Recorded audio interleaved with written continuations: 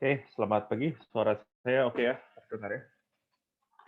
Jadi kita mulai aja ya, slide-nya harusnya sudah terlihat.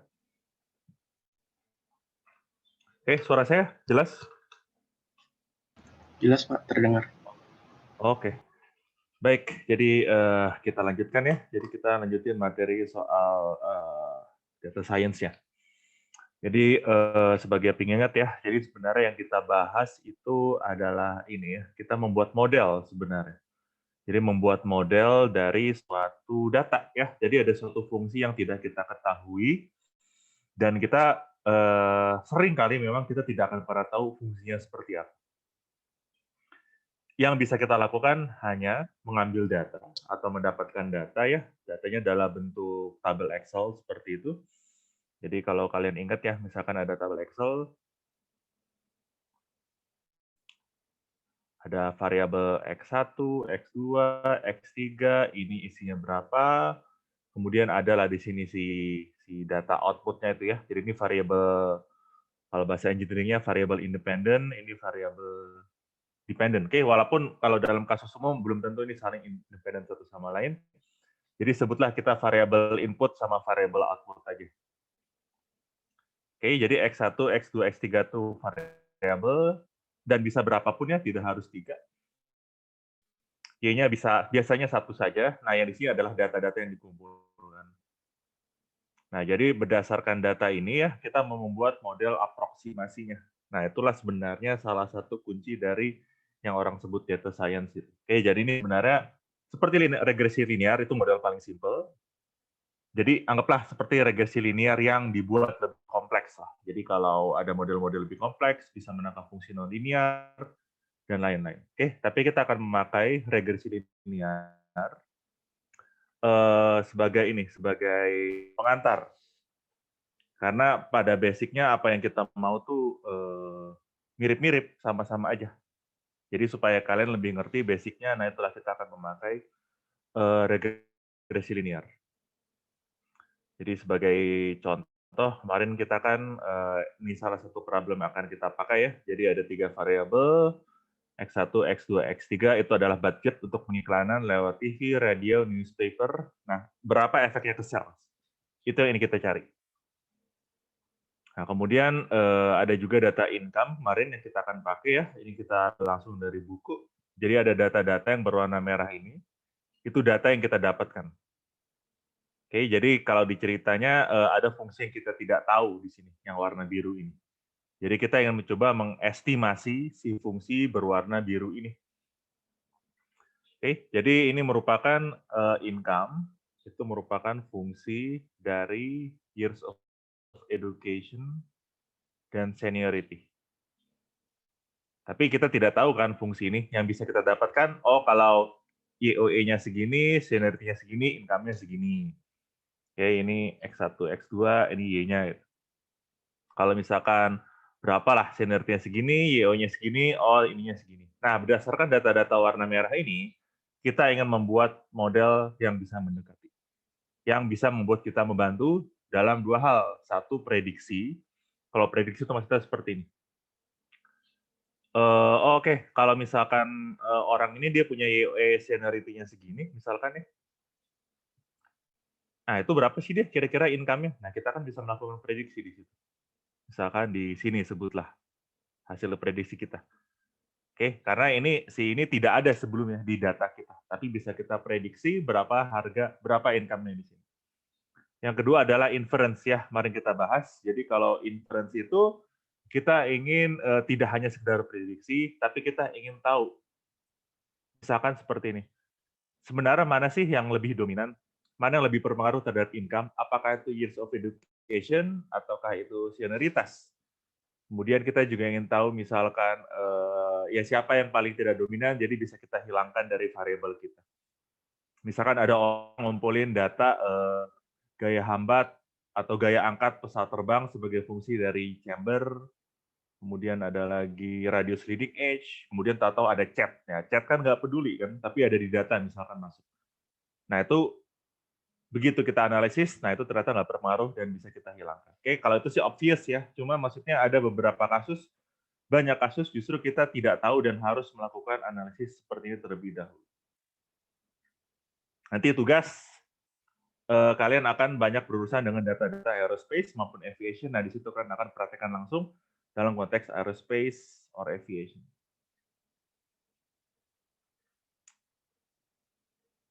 Oke, ya ini tugasnya kemarinnya inference ataupun prediction ya. Kemarin kita bagi dua ya, ini saya review sedikit. Jadi ada error yang irreducible, ada error yang reducible. Kalau irreducible itu berapapun kita buat model sebagus mungkin, nah itu nggak bakal bisa mendekati ya. Karena kenapa? Karena misalkan fungsinya seperti ini, aslinya seperti ini dan kita nggak tahu. Nah itu kan ada random error-nya tuh. Bisa datang dari error pengukuran atau dari noise lain, itu bisa saja.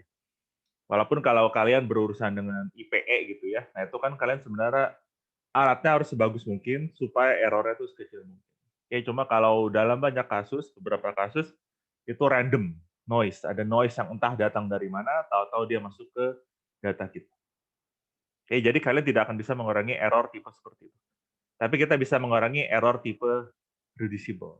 Oke, dengan membuat model sebagus mungkin. Oke, karena ingat ya, si Y ini kan sebenarnya merupakan penjumlahan dari si fungsi aslinya sama si random error. Oke, Anda bisa mengurangi error yang ini dikurang ini square. Nah, tapi akan selalu ada error ini ya. Jadi apa yang pun Anda lakukan, ya sebenarnya Anda bermain dengan error tipe reducible ini. Jadi fx tanpa topi itu fungsi aslinya, ya. F topi x itu adalah fungsi pendekatan kita di sini. Regresi linear atau apapun itu. Nah, sekarang kemarin kita ngebahas secara ini ya, secara garis besar. Tapi kan sekarang pertanyaannya, gimana kita mengestimasi ini?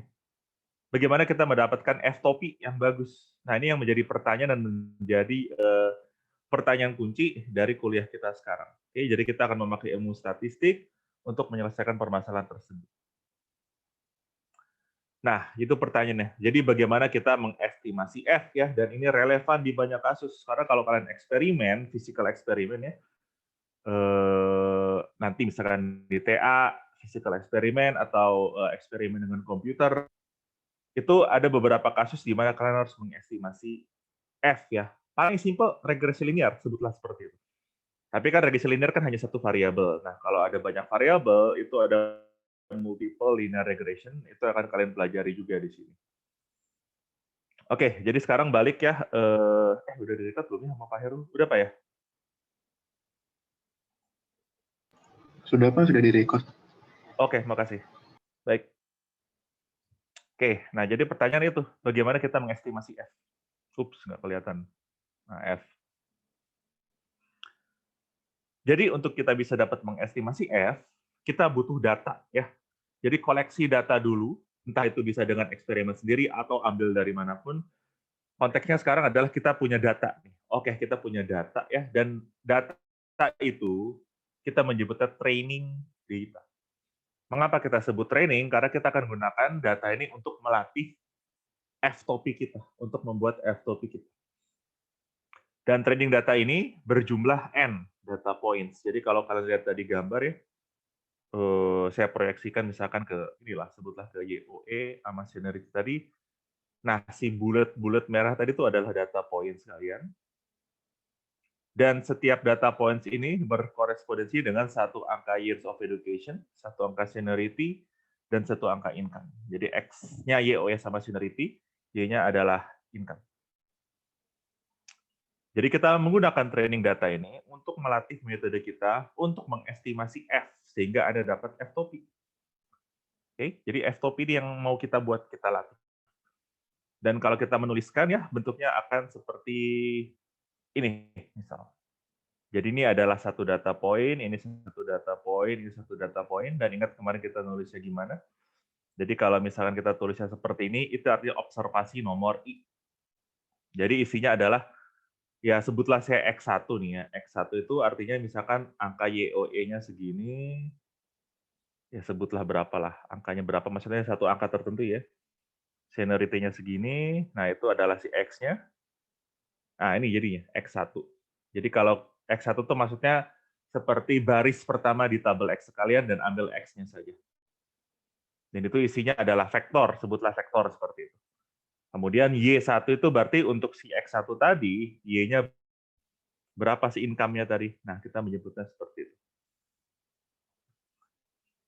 Oke, jadi kita XI ini nih ya. Jadi X kecil tanpa bold, tanpa pakai italic maksud saya, dan juga kita sebut I seperti ini. Itu adalah untuk observasi nomor I. Nah, P itu adalah jumlah input variabel ya. Nyebutnya ya jumlah input variabel. Dan N itu adalah jumlah data point. Oke, makanya nih, I itu ada 1, 2, sampai N. Makanya I-nya ini sebenarnya sampai N ya. Dan J-nya tuh sampai P. Makanya X ini dia sejumlah P. Dia adalah vektor sejumlah P. Ya. Nah, jadi tugas kita adalah menentukan, mendapatkan fungsi F to P, sehingga Y dapat didekati oleh fungsi P ini untuk observasi yang kita dapatkan. Yang berbentuk seperti ini. Oke. Nah, ini adalah matriks observasi kita. Ini adalah vektor dari outcome yang kita dapatkan. Dan setiap angka ini nih, nah ini kan berarti ini nih, ini X1, ini X2, dan seterusnya ya. Nah, setiap angka ini, berarti Y-nya adalah segini. Setiap ini, berarti Y-nya adalah segini. Untuk yang ke N, data terakhir, berarti N-nya adalah segini. Jadi untuk kalian bisa membuat model, kalian harus memiliki si matriks X sama si vektor Y ini terlebih dahulu. Oke? Di literatur mungkin notasinya berbeda-beda. Mungkin notasinya berbeda-beda ya. Cuma kalian yang penting tahu bahwa ada X sama Y. Dah, itu aja. Ini yang kalian koleksi ya untuk eksperimen ataupun dari eksperimen ataupun dari kalian dapatkan dari manapun. Jadi ingat, miliki ini terlebih dahulu. Dan kemarin kalau kita ingat terminologi, kalau kita punya X, kita punya Y, maka kita akan melakukan supervised learning.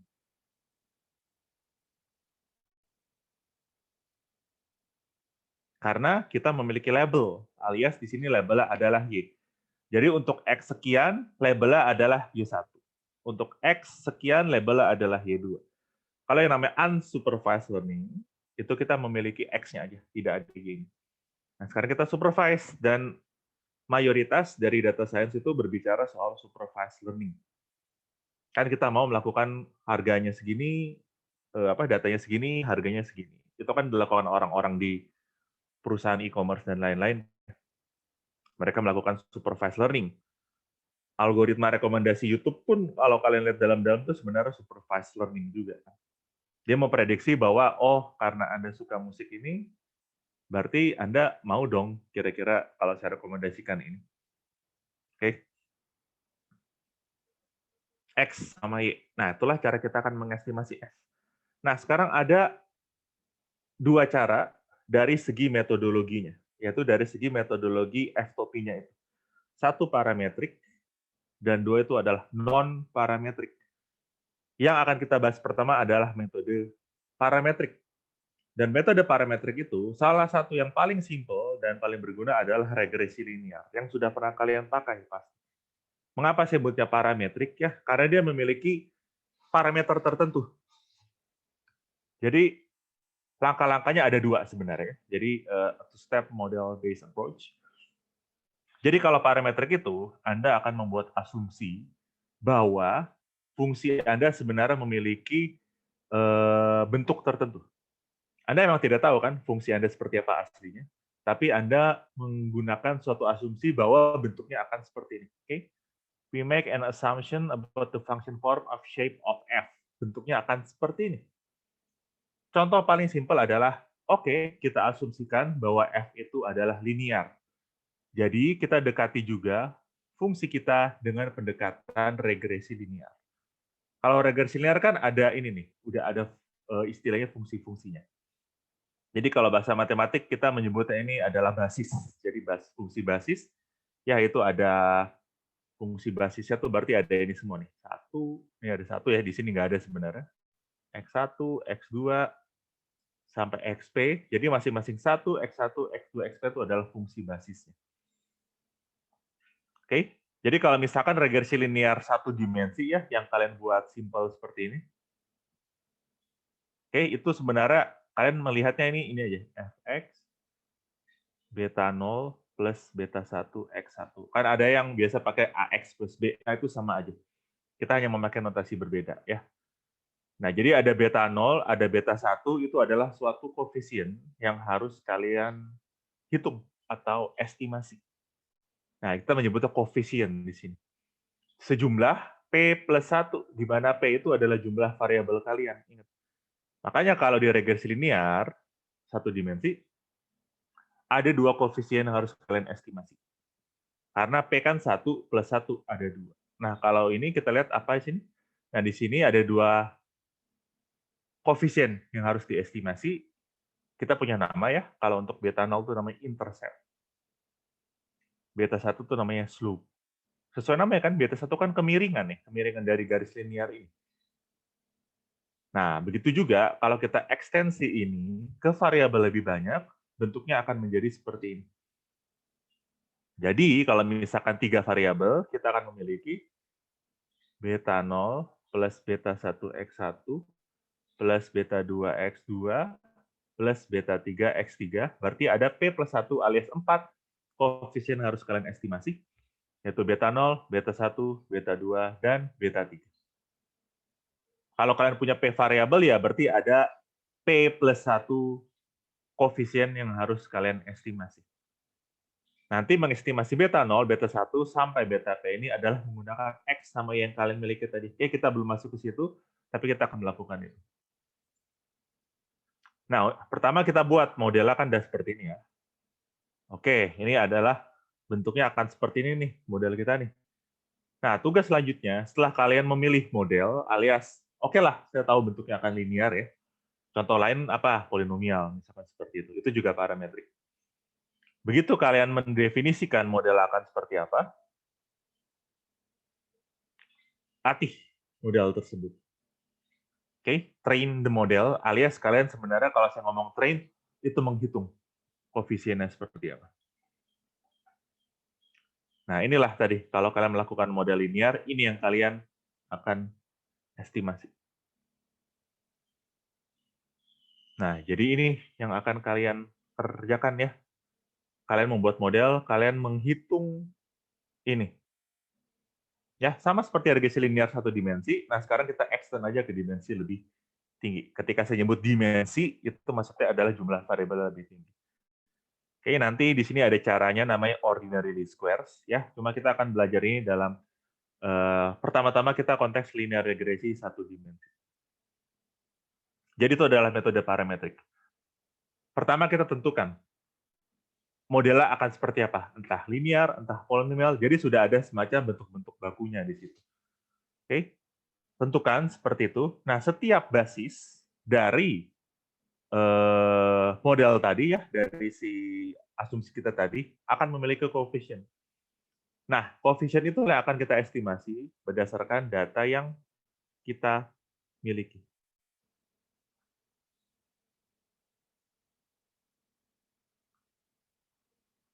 Nah, pertanyaannya kan seperti itu. Nah, kita coba apply ke data income kita tadi. Ini mudah kan ya, 2 dimensi. Jadi kebayang, kelihatan juga nih. Oh, fungsi aslinya seperti ini. Fungsi asli ya. Dan kita akan mendekati itu dengan satu metode parametrik, yaitu regresi linear.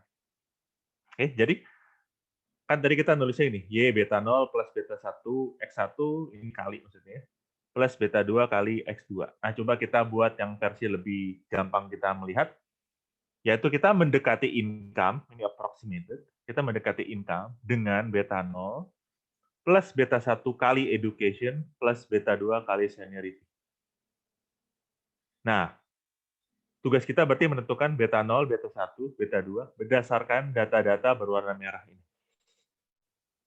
Begitu kita buat model ini, nah jadinya yang warna kuning ini. Oke, ini model regresi linear 2 dimensi. Jadi kalau regresi linear 1 dimensi kan bentuknya garis. Kalau regresi linear 2 dimensi, bentuknya itu adalah bidang seperti ini. Oke, bidang 2 dimensi. Kalau 3 dimensi, variabelnya, itu ada bidang 3 dimensi yang nggak bisa dilihat, tapi kita tahu bahwa fungsi adalah seperti ini. Nah, sekarang kita coba analisis si regresi linear ini. Pertama ini, linear fit, ya. Mengapa kita nyebutnya fit? Karena kita memfitting model ini ke data yang kita punya. Kita memfitting. Nah, model linear ini, good point-nya, dia dapat menangkap hubungan positif antara years of education, seniority, sama income. Dalam artian gini, income tuh selalu naik kan, wajar, berdasarkan years of education sama seniority. Dia pasti selalu naik secara monoton. Dan tren itu untungnya tertangkap oleh regresi linear. Jadi itu adalah sisi positifnya. Tapi kalau kita lihat data aslinya, itu kan nggak sepenuhnya benar-benar linear ya. Jadi ada semacam curvature. Nah, kalian lihat nih. Ambillah satu slice di sini. Kita lihat kan dia sebenarnya naik seperti ini. Nah, nggak mesti linear seperti ini sebagai contoh. Begitupun di sini misal, kan ada curvature ya fungsi aslinya. Tapi kita mengasumsikan linear kan ya, jadi datanya akan berbentuk seperti ini misal. Ini saya lagi ngambil slice nih, potongannya. Nah, curvature ini tidak tertangkap oleh linear fit ya. Jadi kan ada error jadinya nih, misalkan errornya seperti ini. Jadi prediksi kita tidak jadi sepenuhnya akurat, bisa saja seperti itu, kita melenceng beberapa dolar, beberapa rupiah gitu. Nah, curvature ini tidak tertangkap oleh regresi linear. Mengapa? Ya karena memang model yang kita pakai di sini, kita asumsikan bahwa bentuknya akan berbentuk linear fungsinya. Kita sudah force bahwa fungsinya harus linear. Jadi yang kita dapatkan pun si f-topi itu bentuknya juga adalah fungsi linear. Padahal ceritanya kalau di fungsi asli ini, dia ada curvature-nya. Tapi itu tidak tertangkap. Tapi di satu sisi, model regresi linear itu sangat gampang kita interpretasikan. Makanya orang suka, di mana-mana orang suka regresi linear. Mengapa saya bilang gampang? Interpretability-nya tinggi kan ya. Karena kalau kita ngeliat beta 0, beta 1, beta 2, itu kita tahu sesuatu soal problem kalian. Misalkan kita anggap beta 1 lah. Beta 1 itu artinya segini. Oh, kalau misalkan education-nya naik 1 tahun, artinya income-nya akan naik segini nih. Sejumlah B1. Karena B1 itu apa? B1 itu adalah slope, kemiringan di sini. Jadi semakin dia naik si education, kita akan tahu bahwa income-nya tuh akan naik segini. Nah, begitu juga B2, beta 2 nih. Kalau misalkan seniority next tahun, kita lihat beta 2-nya akan naik, income-nya akan naik berapa poin gitu. Nah, itu kita ngeliatnya dari beta 2. Dan kita juga jadi akan lebih bisa interpretasi mana yang sebenarnya lebih berpengaruh terhadap income. Ataukah itu education, ataukah itu seniority.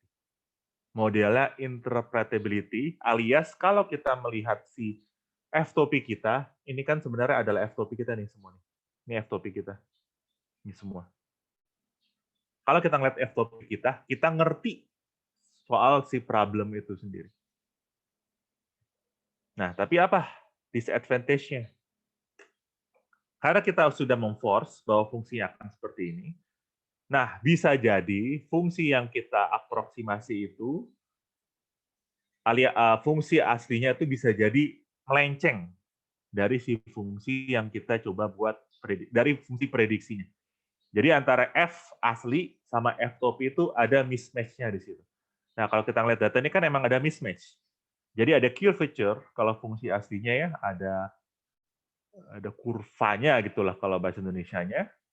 Tapi itu kurva-kurva itu ya, curvature itu tidak tertangkap oleh regresi linear.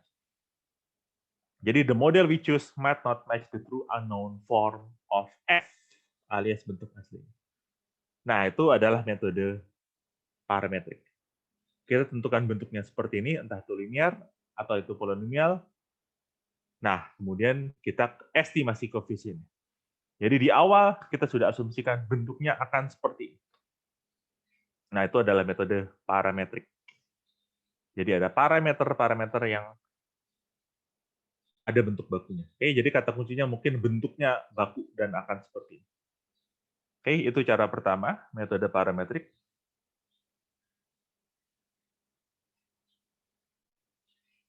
Cara kedua adalah metode non-parametrik.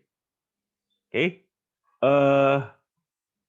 nanti akan kami kasih satu contoh ya, namanya metode K-nearest neighbors, itu metode non-parametrik. Jadi yang kalian akan pelajari di sini adalah K tetangga terdekat ya, itu adalah metode non-parametrik. Nanti akan kita kontraskan dengan regresi linear. Oke, ini metode non-parametrik yang mungkin paling simple. Nah, beda dengan metode parametrik, metode non-parametrik tidak menggunakan asumsi eksplisit mengenai bentuk dari F. Alias gini, saya nggak akan bilang bentuk ini linear, jadi nggak ada form eksplisit seperti itu. Nanti akan jelas lah maksudnya seperti apa ya. Tapi dia nggak bilang, oh ini bentuknya harus linear, ini bentuknya harus polinomial. Nah, jadi metode non-parametrik ini mencoba mencari F topi ya, estimasi dari F yang mendekati data poin sebisa mungkin tanpa terlalu kasar atau terlalu wiggly itu seperti ini loh. Maksudnya gini. Nah, itu wiggly itu. Keriting, apalah bahasa Indonesianya gitu. Oke, itu contohnya kayak nearest neighbors. Jadi kita nggak akan punya bentuk fungsi eksplisitnya seperti apa. Nah, apa keuntungannya dari metode non-parametrik? Karena kita nggak memakai asumsi tertentu bahwa fungsi akan linear atau polinomial sebagai contoh, jadi metode non-parametrik menghindari bahaya tadi. Karena bisa saja kalau parametrik ternyata fungsinya cukup kompleks, tapi kita pakai fungsi linear aja. Nah, akhirnya kita jadi salah di situ ya, karena ternyata fungsinya lebih kompleks. Nah, kalau metode non-parametrik, dia menghindari hal tersebut, karena dia nggak ada asumsi eksplisit mengenai fungsinya akan seperti apa. Nah, tapi kalau di kuliah ini kita akan lebih banyak membahas metode parametrik, kita akan membahas ini juga sebenarnya, tapi tidak terlalu dalam. Nah, salah satunya ini mungkin ya, salah satu mungkin ya nggak bisa kita sebut kelemahan, tapi ini satu karakteristik dari metode non-parametrik. Cara kita membuat model tersebut, alias membuat F-topi itu nggak se-straightforward metode parametrik. Kalau straightforward tuh parametrik, kita cari beta 0, beta 1, beta 2 itu supaya errornya minimum gitu kan ya. Dan kita memakai teknik namanya ordinary least squares. Nggak tahu kalian pernah dapat di Matek atau belum ordinary least squares. Tapi kalau metode non-parametrik itu tidak sesimpel itu. Ya, caranya sedikit lebih ribet atau bahkan lebih ribet biasanya. Jadi kita simpel lagi nih, kita mencoba aproksimasi si fungsi ini tanpa asumsi apapun mengenai fungsinya akan seperti apa. Jadi kita nggak memasang asumsi bahwa ini akan linear atau non-linear. Oke? Ada beberapa ya, ada thin plate spline nama metodenya. Nah, ini akan kita pelajari. K-nearest neighbors. S. Secara prinsip nanti akan kita jelaskan, cuma saya tulis start aja dulu ya. Seperti ini nih. Jadi kalau K-nearest neighbors itu, misalkan saya mau prediksi, oh di sini nih, berapa sih harga years of education sama seniority di sini? Nah, kita ceritanya nggak tahu ya. Kalau tadi kan kalau regresi linear dia buat dulu regresi linear fungsi baru dia bisa nebak gitu kan. Nah, kalau si K nearest neighbor itu dia menebak harga di sini, berapa harga income di YOE sama seniority segini berdasarkan harga tetangga-tetangganya. Tetangga di situ maksudnya apa? Adalah data poin yang kita miliki. Jadi dia melihat oh tetangga saya segini, yang tetangga terdekat saya segini, berarti saya akan mengambil angka income-nya segini. Kalau misalkan di sini, sebutlah di sini ya, misal. Di mana? Ya di sinilah. Ya mungkin kurang tepat, tapi di sini ya. Berapa sih harga F-topinya di sini? Oh ya udah, saya lihat harga tetangga terdekat, kemudian saya average. Nah, kira-kira seperti itu. Nah, ini kan nggak ada tuh bentuk eksplisit fungsinya seperti apa. Nggak ada kita nyebut linear. Dia hanya mengambil angka dari tetangga terdekati. Non parametrik. Nah,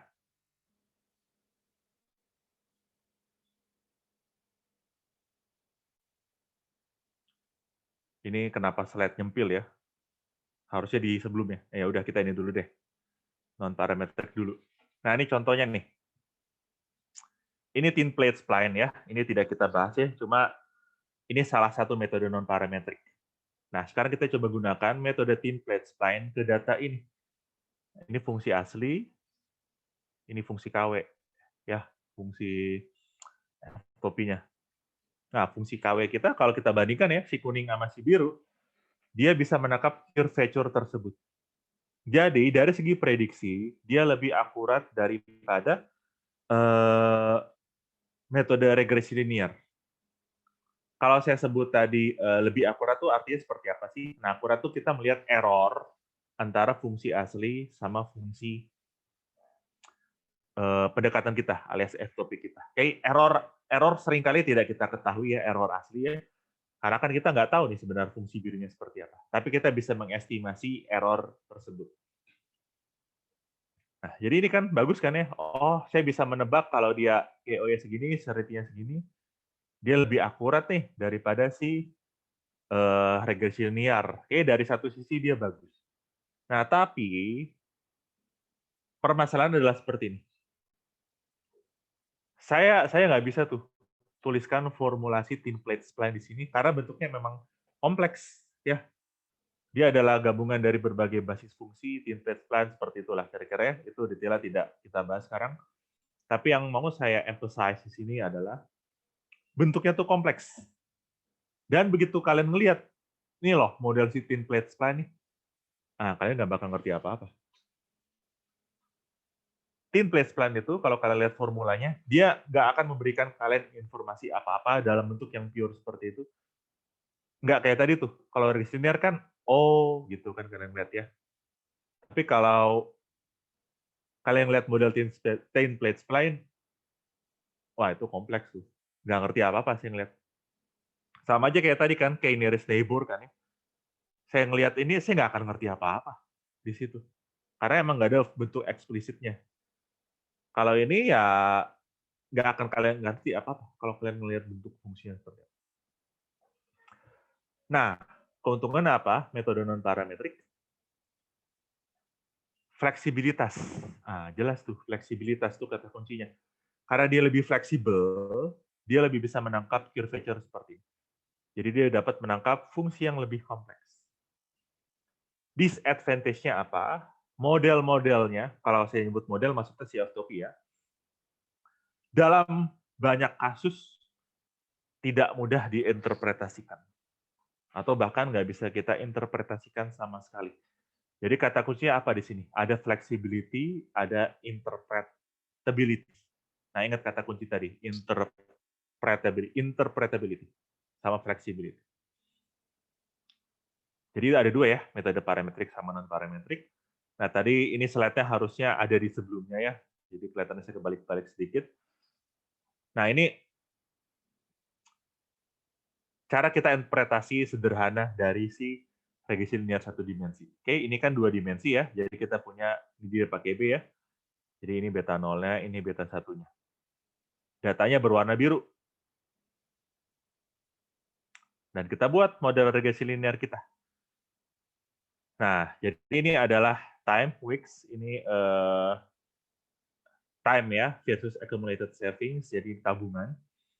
Nah, apa nih dari si 400 kan saving equals to 400 plus 307,5 weeks.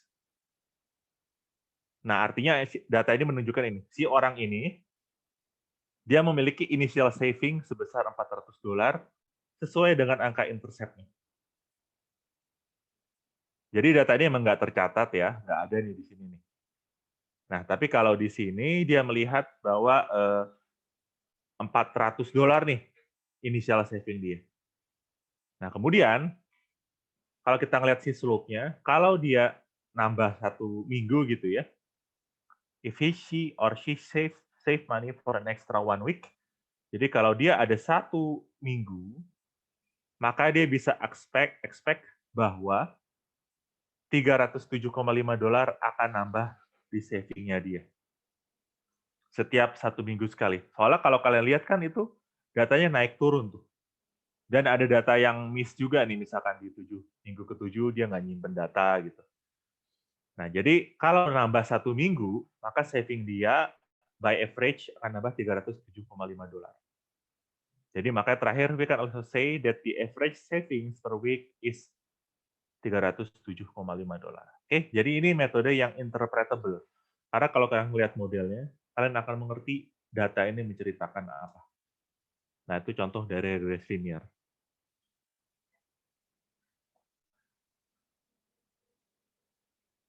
Nah,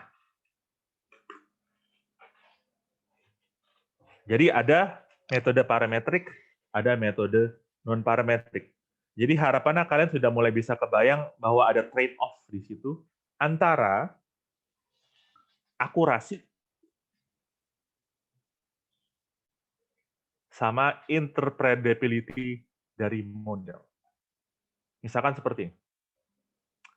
Regresi linear, itu dia nggak fleksibel. Dan cukup restriktif. Nggak fleksibel karena, oke, ya udah linear aja. Dan restriktif karena ya saya pengennya linear aja, gitu ya. Jadi sebenarnya metode regresi linear itu sebenarnya relatif tidak fleksibel. Karena kita memasang bahwa fungsinya akan linear. Walaupun fungsinya sekompleks apapun, dia akan linear. Contoh lah seperti inilah. Jadi misalkan dia fungsinya sebenarnya kuadratik seperti ini ya. Nah, kuadratik ya. Ini X, ini Y. Kalau kalian pasang fungsi linear kan jadinya, kayak gini kira-kira nih ya. Lebih naik dikit harusnya. Ya salah dong ya, karena fungsinya kuadratik kok kalian tangkap pakai fungsi linear. Nah, akhirnya ada yang miss nih, error di sini. Errornya cukup gede nih, antara fungsi asli sama fungsi pendekatan. Nah, di satu sisi lain, metode seperti thin plate splines ya, metode non-parametrik, itu lebih fleksibel. Dia nggak memakai eksplisit fungsinya seperti ini. Oleh karena itu, dia bisa menggenerate kemungkinan yang lebih banyak. Gitu. Jadi dia lebih bisa mengcapture metode data-data yang seperti ini. Kalau misalkan datanya seperti ini gitu ya. Nah, dia bisa lebih menangkap tuh kalau thin plate spline seperti tadi. Tapi again, thin plate spline itu tidak interpretable. Nah, ada bahasanya untuk ini ya. Selalu ada trade-off. Tidak ada makan siang gerak. Oke, lagi puasa. Jadi saya coret aja seperti ini. Oke? Mengapa saya bilang seperti ini? Karena artinya tidak ada satu metode yang lebih baik dari metode lain kalau di average untuk semua dataset. Alias sebenarnya itu problem dependent lah, kira-kira seperti itu. Untuk problem tipe seperti ini, maka metode ini bagus nih. Cuma kalau dibawa ke problem lain, metode seperti ini tidak bagus. Makanya pemilihan model itu menjadi salah satu kunci penting dari data science. Apakah itu regresi linear, polinomial, atau kita mau pakai model yang non-parametrik, atau model yang lebih non-linear, lebih kompleks. Nah, itu menjadi satu kata kunci sendiri.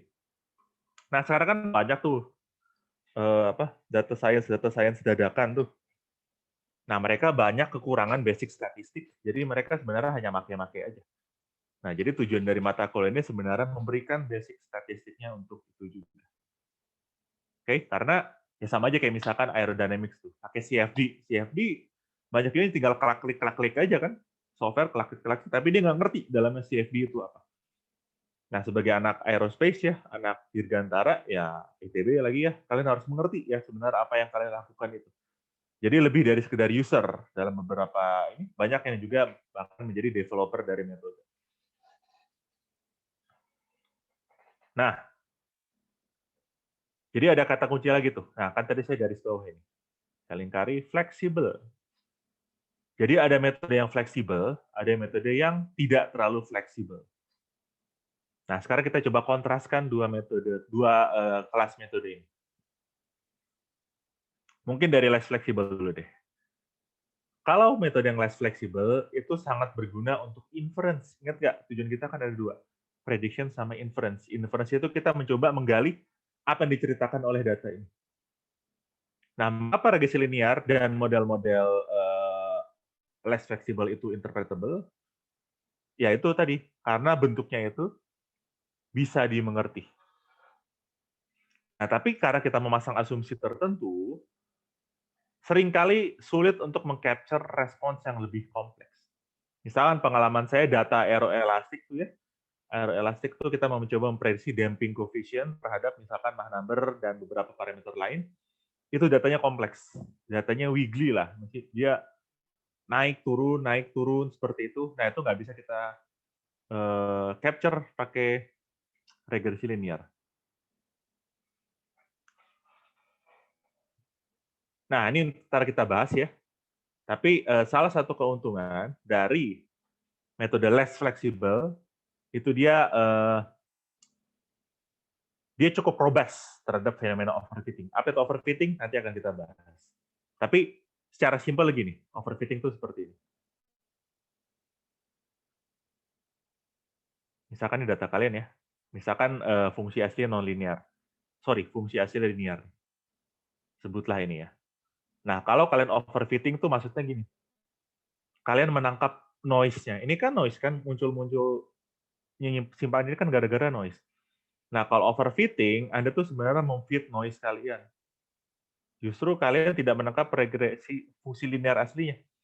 Tapi kalian malah menangkap si noise-nya ini. Nah, itu namanya overfitting. Nanti ada lagi namanya underfitting. Nah, sekarang kita membahas model yang fleksibel.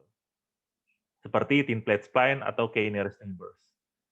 Oke, secara bentuk dia bisa complicated, dan kalau kita ngeliat bentuknya, itu nggak ngerti kita hubungan antara input sama output. Karena kita nggak memasang asumsi bahwa fungsinya akan seperti ini, jadi cukup kompleks dan kita nggak akan ngerti apa fungsi itu.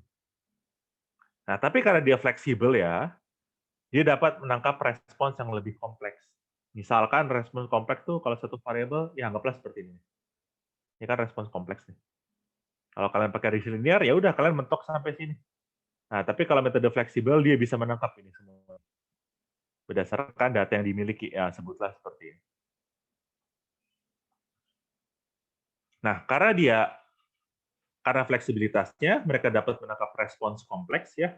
Kalau saya ngomong respons itu adalah Y-nya sebagai fungsi dari X. Dan ini banyak berguna untuk kasus prediksi.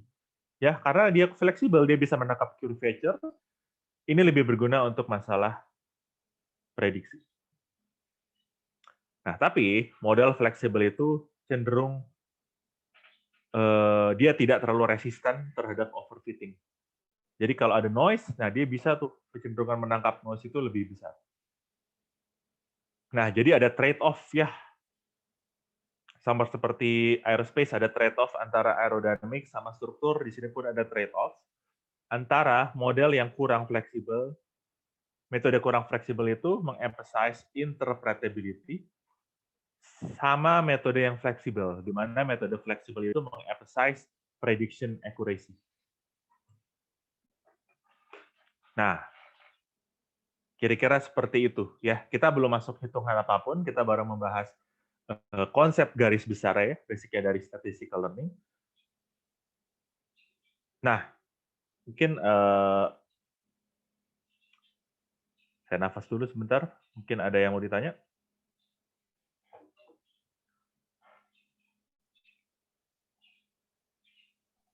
Permisi, Pak. Silakan.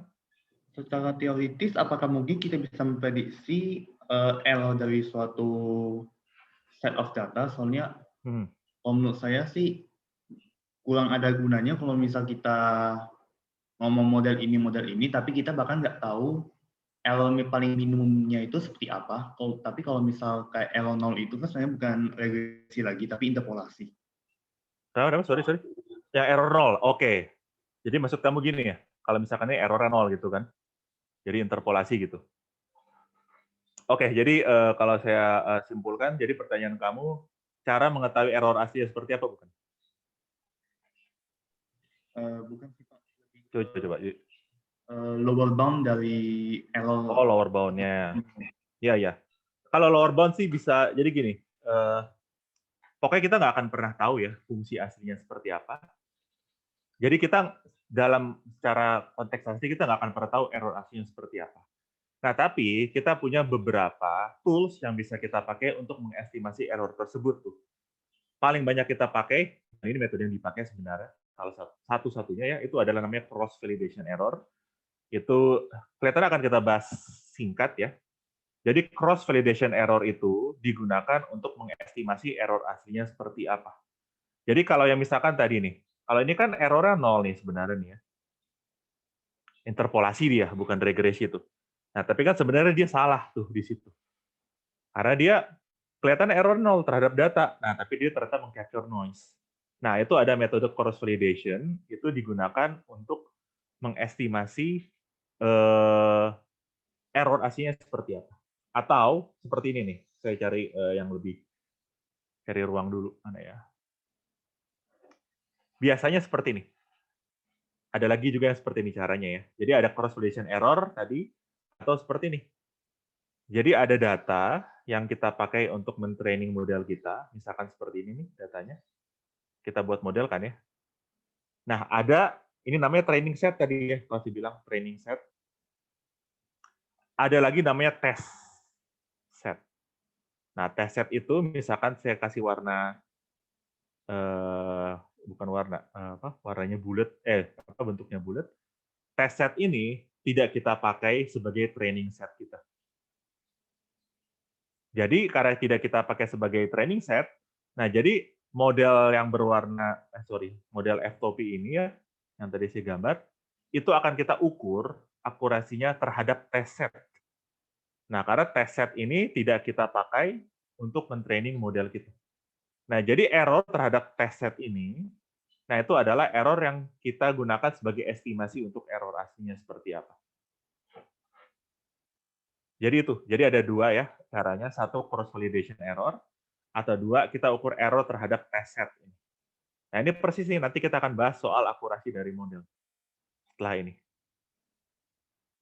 Jadi gitu sementara untuk menjawab pertanyaan kamu. Jadi ada test set ataupun kita pakai cross validation error namanya. Jadi kita bisa mengestimasi error asli. Gitu sementara ya, Brian ya. Baik, Pak. Oke. Oke, pertanyaan bagus. Sekarang kita akan masuk ke sini. Nah, itu kan pertanyaannya kan. Nah, kita nggak tahu error aslinya. Tapi seberapa akurat sih model kita ya? Kalau tadi kamu nanya lower bound, nah itu ada teori-teorinya sendiri tuh. Jadi ada beberapa metode ya, ini tergantung metode. Dia memberikan lower bound-nya nih, akurasinya seperti apa. Jadi kalau saya pakai dan mengembangkan juga metode namanya Gaussian Process Regression. Itu dia bisa ada lower bound-nya tuh untuk akurasinya ataupun upper bound-nya untuk akurasi. Jadi ada confidence interval, nah itu bagus kalau metodenya punya seperti itu. Oke, sebelum ke sana, kita membahas dulu nih. Dan ini kan penting buat model selection, karena datanya seperti ini. Nah, terus metode mana yang paling bagus nih? Nah, itu kan harus memilih dari banyak metode. Sekarang tuh banyak banget pilihan metode. Nah, kemudian ini, kita dari suatu metode, kita ingin mengakses akurasi dari model tersebut seperti apa. Siapa yang paling akurat di sini? Nah, jadi apa yang akan kita ukur, itu namanya quality of fit. Jadi seberapa akurat dia memfit fungsi asli kita. Nah, anggaplah kita tahu fungsi asli kita ya. Nah, jadi yang paling populer itu namanya mean squared error. MSE. Ada lagi root mean squared error, mungkin kalian juga tahu ya. Nah, jadi sebenarnya ini kita menghitung error. Kalau kita ngomongin akurasi, kita ngomongin error kan ya. Kalau regresi linear, kalian sering pakai ini nih. Nah, ini. Nah, jadi apa itu mean squared error? Jadi dia adalah, pertama, selisih antara true-nya. True itu bisa macam-macam definisinya ya. True itu bisa training set ataupun test set kalian. Jadi bisa kalian ukur kalau regresi linear ya, kalian bisa menghitung errornya terhadap ini. Terhadap training set kalian, atau misalkan ada test set lain yang nggak kalian pakai. Itu bisa kalian hitung. Intinya kalian tahu nih, ini based on data ya. Nah, kalian juga punya prediksinya. Ini data, ini prediksinya. Nah, prediksi itu adalah si F-topi kalian. Nah, ini F-topi disebut. Dan N itu adalah jumlah data kalian ya. Oh, jadi kalau di sini dia error terhadap data sih kalau di sini ya, terhadap training set ya. Makanya dia ngeloopnya sampai N di sini nih. Oke, nah jadi apa tuh? Jadi kalian gini nih, kalian ngitung error masing-masing, kalian square-kan, kemudian kalian min-kan. Jadi error ini berapa, square-kan, kalian jumlahkan nih. Si selisih-selisih ini kalian min-kan. Oke, sesuai namanya. Min, square, error. Oke, ada min. Ya, ini semua kan min nih. Jadi seper n, karena ini kan dijumlahkan terus dibagi n, ya alias min. Dan di square kan. Min square error. Error itu apa? Nah, definisi error itu adalah yang ini nih. Nah, ini adalah error. Jadi error di square, kemudian di min kan. Kalau root mean squared error, root mean squared error. Nah, seperti itu. Nah, sekarang kita ngebahas mean squared error aja di sini. Nah, kan kalian bisa bayangkan nih, MSE ini akan kecil ketika respons prediksi kita itu dekat dengan fungsi asli kita. Jadi kalau misalkan kayak gini lah ya. Nah, kayak gini nih, ini kan errornya kecil karena dia tipis nih bedanya nih. Nah, cuma kalau misalkan seperti ini, oh enggak deh, sorry, gini. Misalkan fungsi aslinya kuadratik lah. Nah, kalau kita pakai reduksi linear kan errornya gede tuh. Nah, cuma kalau kita sebutlah memakai fungsi kuadratik, apalagi errornya kan kecil, pas kan dia soalnya.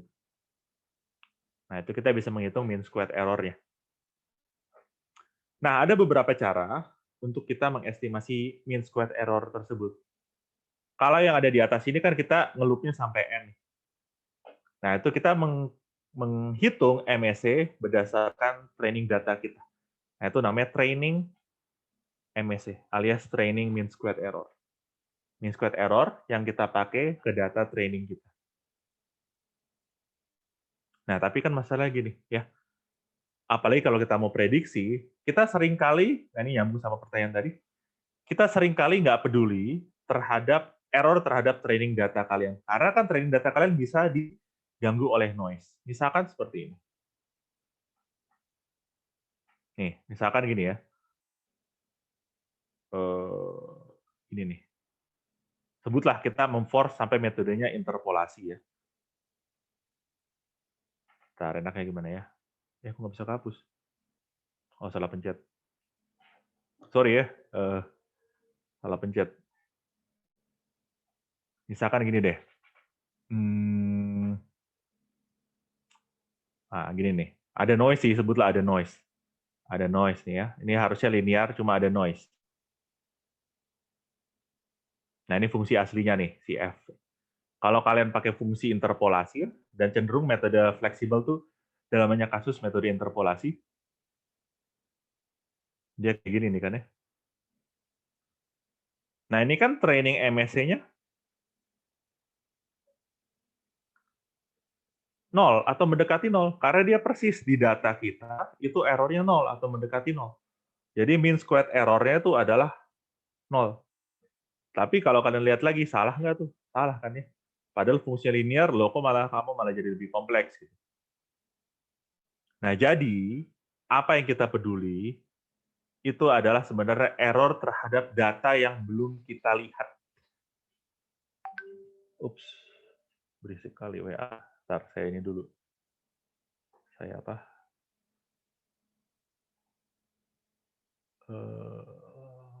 Saya mute dulu.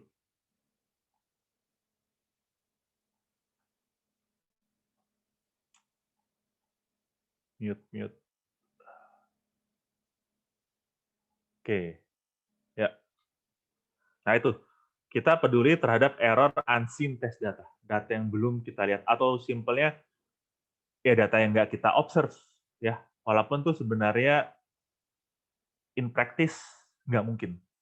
Tapi itu yang kita mau sebenarnya. Kan kita inginnya bagus dalam memprediksi fungsi linear ini sebagai contoh. Oke? Itu yang kita peduli. Jadi error terhadap semuanya ini sebenarnya. Terhadap semua dari si garis ini yang kita prediksi. Jangan ke training MSE, karena kalau training MSE itu dia bisa terganggu oleh noise, si training MSE itu sendiri. Jadi unseen test data, nah sekarang kita lihat dulu deh ya. Sebelum kita lanjut ya, kalau untuk regresi linear sih umumnya kita pakai terhadap tes MSE. Itu wajar. Jadi kita coba dulu ya. Kita hitung MSE dalam konteks regresi linear.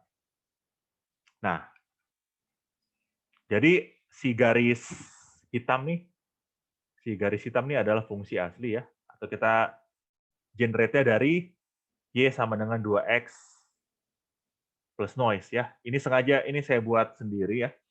Jadi sebenarnya 2X, tapi saya tambahin noise. Dan itu bisa terjadi kalau di aplikasi asli. Jadi instead of this black line, nah karena ada noise, kalian dapatnya yang ini nih, data-data berwarna biru ini. Nah, ini adalah realisasi dari 2X plus noise. Nah, sekarang tugas kalian mengestimasi fungsi aslinya berdasarkan datanya ya.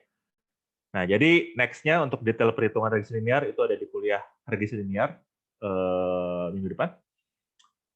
Intinya gini, kita ngedapat si garis merah ini. Oke, jadi si garis merah ini adalah prediksi dari regresi linear. Jadi ada fungsi asli, ada data.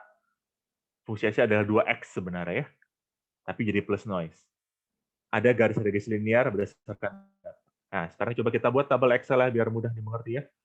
Jadi kalian punya 6 data nih. Ketika oh sorry, dia nggak nyebut X-nya di sini. Harusnya ya anggaplah ada X-nya di sini. Oke, X-nya tuh 0, 0,2, 0,4. Untung saya buatnya gampang tuh. 0,6, 0,8 sama 1. Nah, itu X-nya, kemudian ada Y-nya kan ya. Nah, Anda punya Y topi. Nah, Y topi itu kan yang berwarna merah tuh. Berwarna merah pas X-nya berapa? Nah, ini kan 0,3722, 0,6621, 0,952, 1,2419, 1,5318 dan 1,8217. Ini sorry nih kegeser nih. Sorry, entah kenapa nih kegeser. Jadi kalian nggak usah lihat ini ya.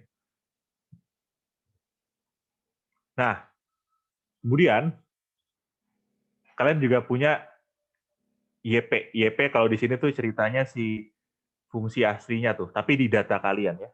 Kalian nggak tahu fungsi aslinya, ingat di sini. Kita mau menghitung training MSE. Nah, kalian punya kan data-data ini ya. Nih, di sini nggak ditulis, cuma ada tuh angka YP-nya berapa. 0,2, ini 0,8 berapa, ini 1,1, ini 1,08 kali ya, dan seterusnya. Ini YP kalian. Nah, kalian bisa ngeliat kan ya, ada diskrepansi antara prediksi sama data kalian. Jadi ada YP dikurang Y hat ya. Jadi misalkan di X sama dengan 0 kan, berarti YP dikurang Y hat-nya adalah, YP-nya yang mana tadi ya? YP itu Y asli, berarti 0,2 dikurang 0,3722. Nah, dapat nih YP dikurang Y hat. Nah, lakukan semuanya ya. Misalkan di sini berarti 0,82 dikurang 0,6621 dapat 0,1518 dan seterusnya. Dapat nih untuk setiap 6 training point. Kalian square-kan. Ya, ini kan square nih. Kan tadi definisi dari MSE ini. 1/N. Kemudian di sini ada sigma I1 sampai N. Kemudian ada Y, X dikurang Y topi ya. Dia pakai F atau apa tadi? Oke, dia pakai topi. XXI nih, sorry. XXI, F, topi, XI, square. Oke, seperti ini. Jadi yang ini adalah error ya, alias YP dikurang YH, ini di square kan. Nah, tinggal di average si error tersebut, maka kalian dapat mean squared error-nya 0,0256. Nah, itulah cara menghitung mean squared error terhadap training point kalian. Jadi kita bisa tahu, oh model kita kira-kira akurasinya segitu tuh, 0,0256. Oke, saya rasa cukup bagus lah. Karena kalau fungsi ini kan dia bervariasi dari 0 sampai 2 kira-kira. Jadi kira-kira kalian dapat error ya mungkin sekitar, saya asal ngitung sih, ya 10-20% lah di sini. Oke. Walaupun kalau regresi linear umumnya sih pakai R-squared, pakai R2. Oke, cuma saya di sini menuliskan ini supaya memberikan kalian ilustrasi apa itu mean square error. Dalam kasus ini terhadap training point. Nah, kalau misalkan ini terhadap test point, kalian tinggal ganti aja nih di sini nih. Tinggal ganti ini semua menjadi test set kalian. Jadi misalkan seperti ini. Kan kalian bikin model regresi linear pakai si data biru ini kan. Sebutlah kalian nyimpen berwarna misalkan X nih. Misalkan ada si X ya. Nah, berarti kalian tinggal ganti si tabel ini menjadi si XX ini. Si X ini kan tidak kalian pakai sebagai data training kalian. Oke, kalian bisa ngurangin error itu ya, bisa hitung error, tapi ingat selalu ada irreducible error. Karena pada akhirnya data kalian yang merah itu pun juga sebenarnya sudah terganggu oleh noise. Oke, jadi harus berhati-hati juga.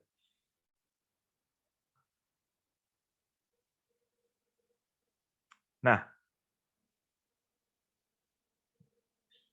oke. Oke, ini contoh kasus lagi ya, jadi dari buku itu ya. Misalkan kalian mendevelop algoritma untuk memprediksi stock price based on previous stock returns lah. Jadi mungkin ini lebih kayak ekstrapolasi. Nah, kita bisa bikin metode untuk menghitung, memprediksi stock return berdasarkan data 6 bulan terakhir. Nah, ini sebagai bayangan aja. Oke, jadi kita pakai data 6 bulan terakhir. Nah, kita bisa ngitung error terhadap data 6 bulan terakhir, ya kan? Kita bisa ngitung kan? Nah, cuma kan masalahnya kita justru mau memprediksi besok atau berapa bulan lagi.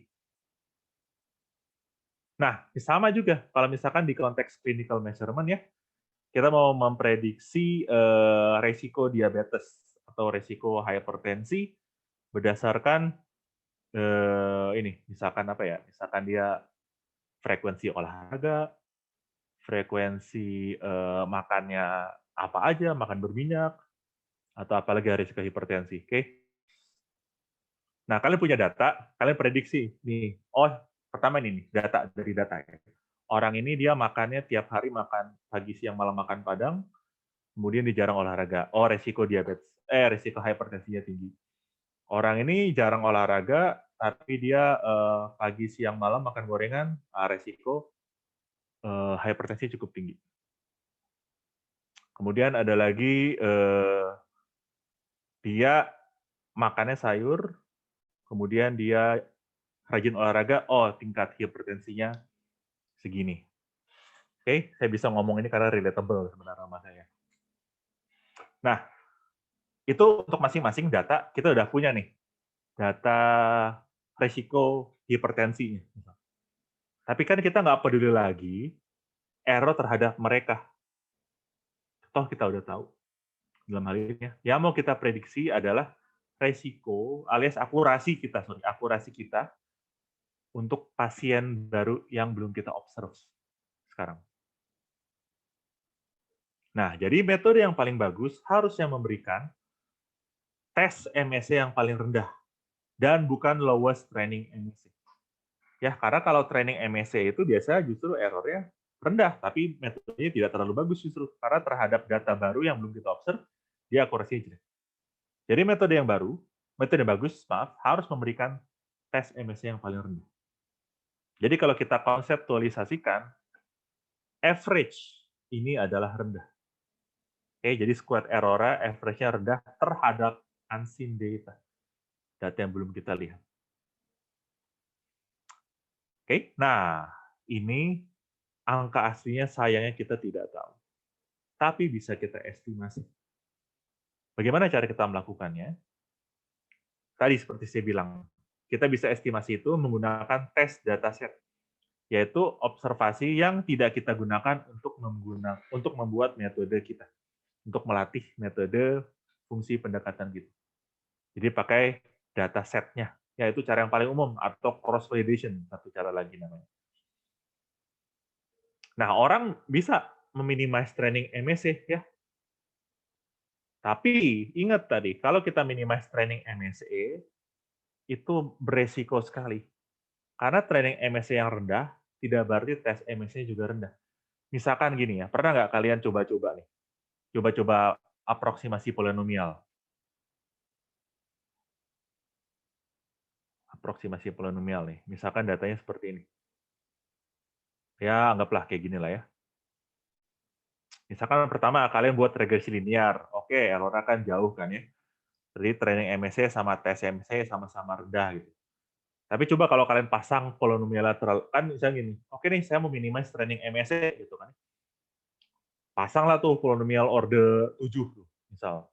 Oke, mungkin ya ini agak untuk contoh-contoh aja ya. Misalkan dia dapatnya kayak gini nih.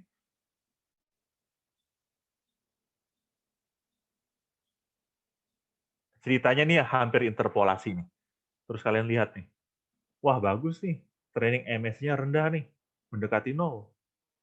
Nah, tapi TSMS-nya ternyata salah sekali. Fungsi aslinya kuadratik toh. Kenapa malah menjadi lebih ribet seperti ini?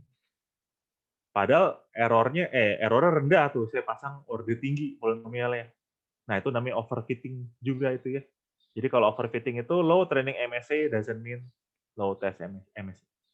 Jadi kalau di sini caranya adalah mungkin memakai polinomial order 2, dapat ya ini fungsi yang bagus dengan tes MSE-nya paling rendah. Training MSE-nya tidak serendah ketika polinomial order 7, tapi tes MS-nya rendah, dan itu kan yang kita mau. Nah, kita estimasi dengan cara apa? Ada tes dataset yang terpisah, atau dengan cara cross validation.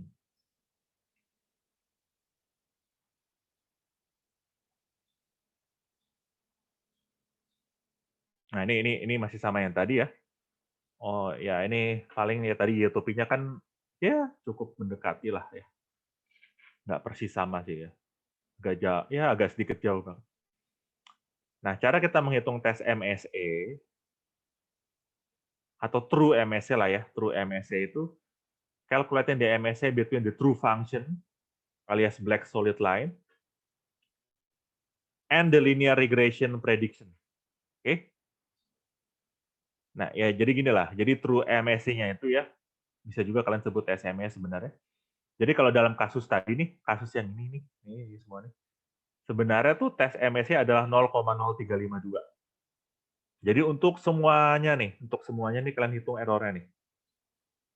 Dapatlah kalian akan 0,0352. Nah, kita bandingkan coba kontraskan sama training MSE. Agak under prediction ya, dan ini umum nih, umum. Biasanya kalau training MSE itu pasti lebih rendah daripada tes MSE ya. Nah, jadi oke, kita 0,0352. Oke, kita kalau dalam kasus ini sih kebetulan kasus coba-coba, jadi kita tahu tuh tes MSE. Tapi ingat sekali lagi, kita nggak pernah tahu true test MSE-nya. Oke? Kita nggak pernah tahu.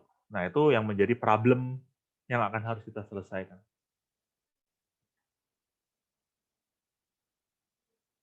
Bentar ya. Saya mau ngeliat dulu. Oke.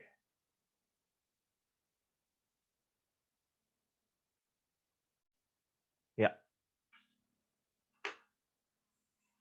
Nah, ini sebagai ilustrasi ini ya.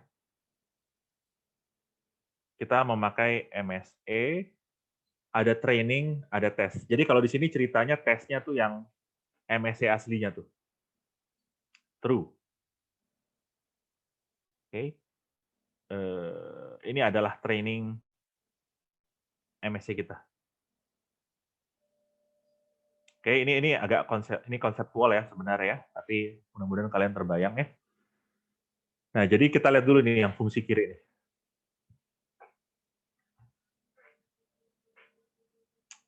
Nah, fungsi di kiri ini ada yang warna hitam. Warna hitam itu adalah fungsi asli kalian. Nah, ini nih, si hitam. Fungsi asli kalian nih, berarti si fx-nya.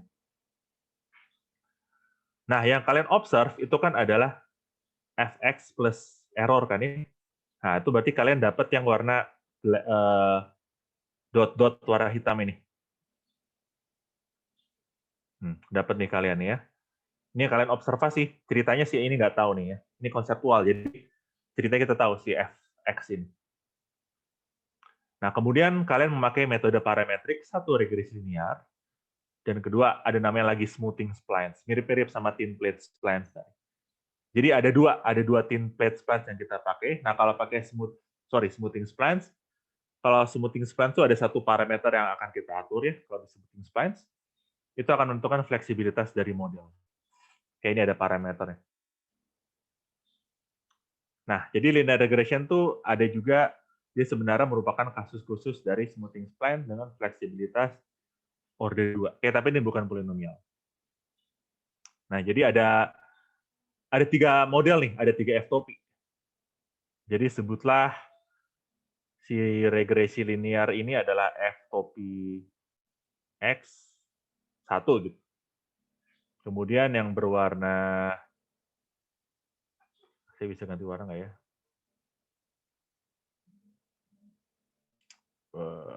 Oke, ini bagus nih. Jadi ada F2 ya, itu yang nggak ini F3 deh, yang berwarna hijau. Oke. Sama satu lagi berwarna biru muda. Gimana saya harus taruh nih? Sinilah ya. F2X. Ini saya ganti nih biar lebih kelihatan pakai warna kuning.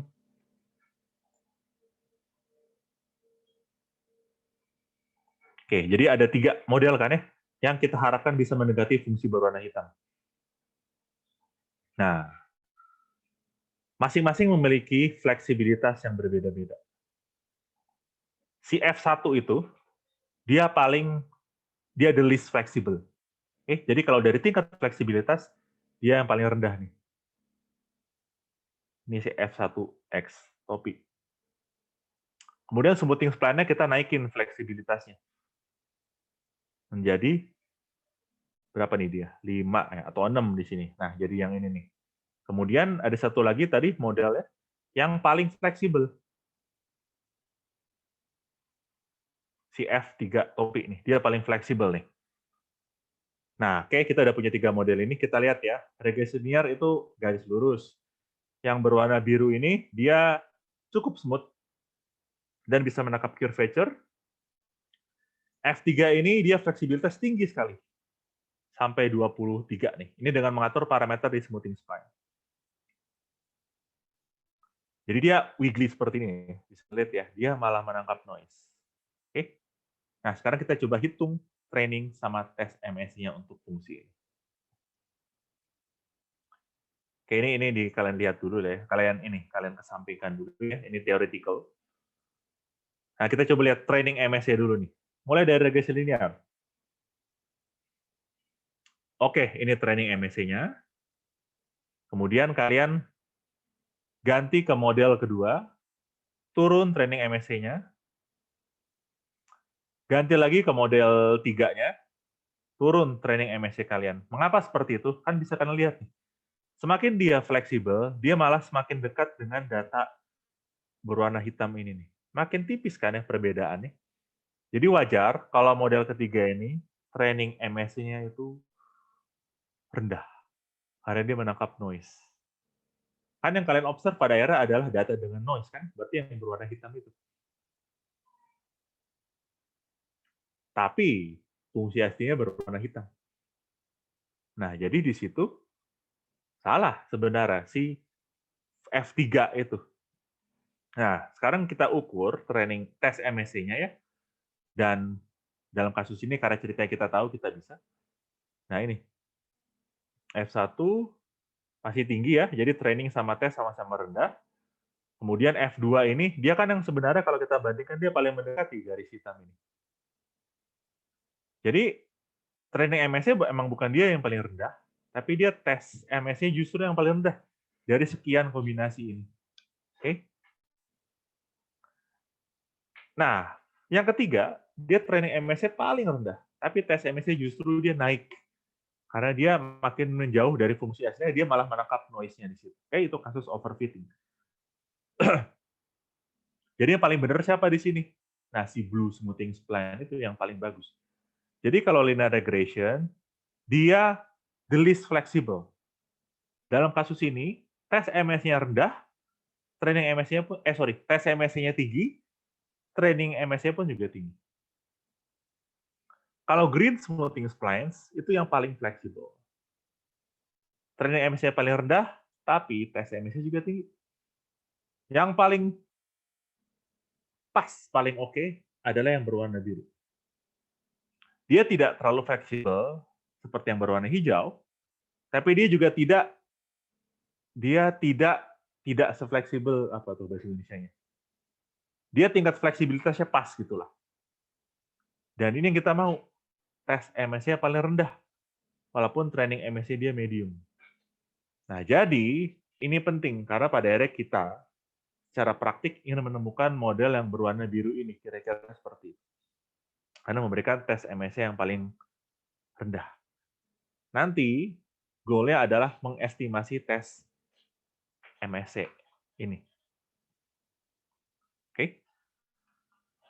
Nah, itu ya, Mbak. Jadi secara konseptual seperti itu. Anda ingin model yang berwarna biru. Ini baru satu dimensi. Kalau dimensinya lebih tinggi nanti lebih sulit. Nah, ada yang seperti ini sih caranya ya. Kita kan nggak tahu estimasi tes MSC kan ya. Jadi ada caranya seperti ini. Misalkan sebutlah kalian punya N sejumlah berapa gitulah, N besar nih. 100 atau 80. Nah, salah satu cara yang umum adalah seperti ini. Kalian split ini menjadi 80% buat training, 20% buat tes. Ini training, ini tes. Kayak ini cara yang umum digunakan ya. Ada yang proporsinya 75, 25 tergantung. Jadi kalau misalkan kalian punya 1000 data, gimana saya estimasi tes MSC? Nah, itu saya split. Jadi misalkan 80% tuh saya pakai buat training, 20% tuh saya buat tes. Dan ini biasanya dilakukan secara random aja.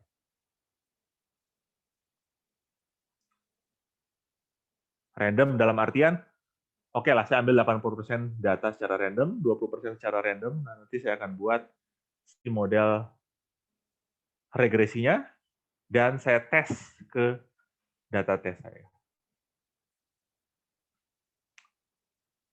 Oke, maaf, saya lihat dulu. Oke. Nah, ini apa nih ya? Ya sama kayak tadi sih, cuma ini ada problem lain. Ya, itu ada problem, ini problem nomor 1 yang sebelumnya. Ini problem nomor 2, problem nomor 3. Nah, problem nomor 2 ini nih. Warna hitam tadi ya, warna hitam fungsi asli ya. Ini sama kayak tadi nih, warna hitam fungsi asli. Jadi fungsi aslinya tuh sedikit non-linear. Jadi nggak persis linear, cuma agak naik sedikit. Agak ada curvature sedikit. Nah, kalau dalam kasus ini, kebetulan linear aproksimasi sih bagus. Oke, lumayan. Baguslah dia, karena fungsinya emang mendekati linear. Tapi kita dapat mendapatkan sedikit akurasi lagi kalau kita meningkatkan fleksibilitas. Tapi hati-hati, kalau terlalu tinggi fleksibilitasnya, oke, saya dapat tren MS rendah, nah tapi tes MS-nya tuh tinggi sekali. Oke, training. Karena dia menangkap error-error ini justru. Oke, ini kalau eksperimen, misalkan kalian eksperimen apa gitu ya, physical eksperimen, terutama yang unsteady. Unsteady itu seperti ini. Eksperimen mengukur wake di belakang silinder. Atau eksperimen dinamik tuh, di struktur nih juga seperti ini nih. Jadi kalian mengukur gaya terhadap waktu. Dinamik, average, nah itu biasanya juga noise seperti yang ada data-data yang kita tunjukkan ini. Oke, jadi data unsteady, data dynamic, dia biasanya seperti itu. Harus berhati-hati karena ada noise di situ ya. Nah, coba kita lihat lagi problem nomor 3. Nah, ini linear regression parah nih. Dia akurasinya jelek banget. Karena ini fungsinya aslinya seperti ini, warna hitam. Nah, jadi kita butuh fleksibilitas jelas untuk menangkap curvature ini. Nah, jadi ini kebetulan yang fleksibilitasnya paling tinggi, ya cukup oke lah dia ya. Karena tingkat noise-nya juga relatif lebih kecil tingkat noise-nya. Nah, jadi kita yang pakai warna biru ataupun warna hijau, dia ternyata cukup dekat. Maksudnya, tes MS-nya adalah cukup rendah. Oke, jadi benar-benar problem dependent kan ya. Jadi metode mana yang paling bagus, itu akan tergantung dari data kalian. Nah, kita lihat kan, itu yang warna biru ini, fleksibilitasnya berganti-ganti nih. Ada yang 3, ada yang 10, itu akan berganti-ganti. Jadi tantangannya adalah menemukan model yang paling bagus. Oke? Dan ingat, realitanya tes MSC itu nggak tahu kita seperti apa. Apa yang bisa kita lakukan? Nah, tadi tuh yang saya bilang, splitting data, atau ada lagi satu namanya cross validation, tapi sayangnya kita tidak kita diskusikan. Oke? Karena kita hanya punya 4 minggu untuk science data, jadi kita masuk ke yang penting-pentingnya. Tapi cross validation itu penting untuk kalian ketahui nanti ya, karena kalau misalkan kalian bekerja di bidang ini atau TA-nya di bidang ini, beberapa murid saya tuh antara gabungan aerodynamics sama data science. Nah itu cross validation itu penting, itu sering kali kita pakai. Nah, coba saya lihat dulu ya dari segi waktu ya. Berapa slide lagi? 1, 2, 3, 4, 5, 6, 7, 8. Ya, 7, 8 lah. Jadi ini sih kita habiskan hari Kamis saja ya. Nanti minggu depan kita mulai masuk regresi linear. Oke. Nggak apa-apa, kita habis aja dulu di sini biar Kamis masih ada bahan juga. Nanti Kamis kita membahas bias variance trade-off. Ini nyambung lagi tadi ke pemilihan model. Sama ngebahas oh ya, klasifikasi nanti kita bahas juga. Kan tadi yang kita bahas regresi semuanya tuh ya, karena labelnya continuous. Nah, nanti kita ngebahas klasifikasi. Gimana cara mengukur error buat klasifikasi itu kita bahas juga. Dan kita akan membahas soal k-nearest neighbor sedikit. Dan ini gampang dimengerti, kalian nggak perlu butuh matematika ribet untuk KNN ini. Nah, itu akan kita bahas nanti, hari Kamis. Oke, absen dah saya buka harusnya. Mungkin ada pertanyaan sebelum saya tutup.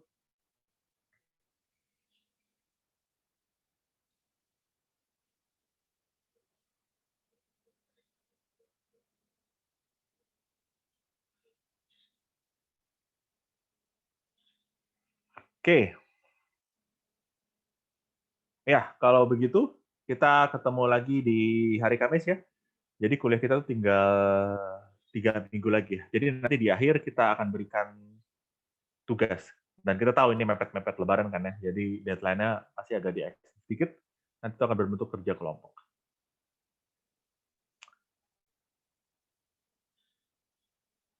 Oke, nanti Kamis kita mulai seperti biasa ya. Oke, itu kan toh jam 3 sampai 4. Oke, baik. Oke, terima kasih. Kita sampai ketemu lagi di hari Kamis. Terima kasih, Pak. Terima kasih, Pak. Terima kasih, Pak. Terima kasih, Pak. Ya, sama-sama. Oke, silakan.